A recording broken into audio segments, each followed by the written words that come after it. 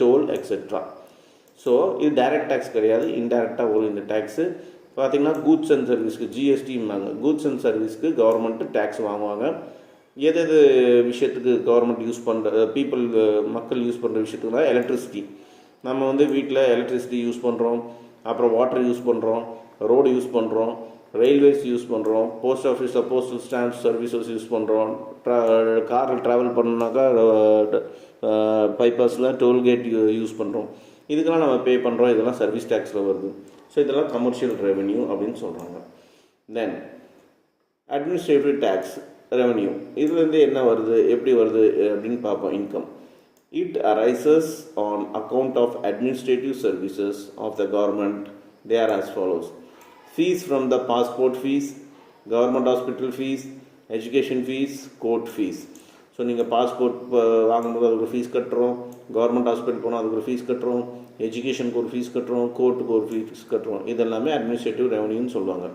அப்புறம் final penalties charge by the government on law breakers of disobeying rules and regulations. So rules and regulation மதிக்காமல் எதுக்கெல்லாம் penalties போடுறாங்களோ அந்த charge எல்லாமே administrative ரெவன்யூவில் போகுது. தென் licence fee and permit ஃபீ. நம்ம எதாவது licence வாங்கினாக்கா ஒரு ஃபீஸ் கட்டுறோம், பர்மிட் வாங்கினாக்கா நேஷ்னல் பர்மிட் அந்த மாதிரி வாங்கினாக்கா அதுக்கு ஃபீஸ் கட்டுறோம். ஸோ அதுவும் அட்மினிஸ்ட்ரேட்டிவ் ஃபீஸில் போய் சேருது. Escheat, income that government get by taking possession of a property which is no legal claimant or legal heir. இப்போ ஏதோ ஒரு சொத்துக்கு வாரிசே கிடையாது, அதை கிளைம் பண்ணுறதுக்கு ஆளே கிடையாதுனாக்கா அந்த ப்ராப்பர்ட்டி கவர்மெண்ட் எடுத்துக்கும். ஸோ அது பார்த்தீங்கன்னாக்கா எஸ்சீட்டும்பாங்க. அது வந்து அட்மினிஸ்ட்ரேஷன் ரெவன்யூக்கு போயிடும்.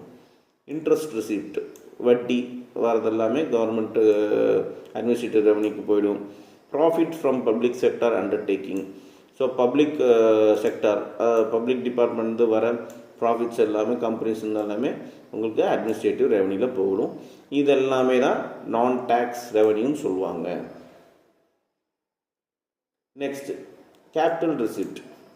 As stated earlier, capital receipts are those receipts of the government which either create liability or cause any reduction in the asset of government. So இந்த கேபிட்டல் ரிசிப்ட்டுங்கிறது என்னன்னாக்கா இது என்னென்ன ரிசிப்ட் வந்து உங்களுக்கு கடன் உருவாக்குதோ இல்லை கவர்மெண்ட்டோட அசட்லேருந்து வேல்யூவேஷன், அதாவது அசட்டோட வேல்யூவேஷன் கம்மி பண்ணுதோ அதுக்கு பேர் கேபிட்டல் ரிசிப்ட்னு சொல்லுவாங்க. The major source of the capital receipts of the central government are. எது இந்த கேபிட்டல் ரிசிப்ட் கவர்மெண்ட் சென்ட்ரல் கவர்மெண்ட்டோட கேபிட்டல் ரிசிப்ட்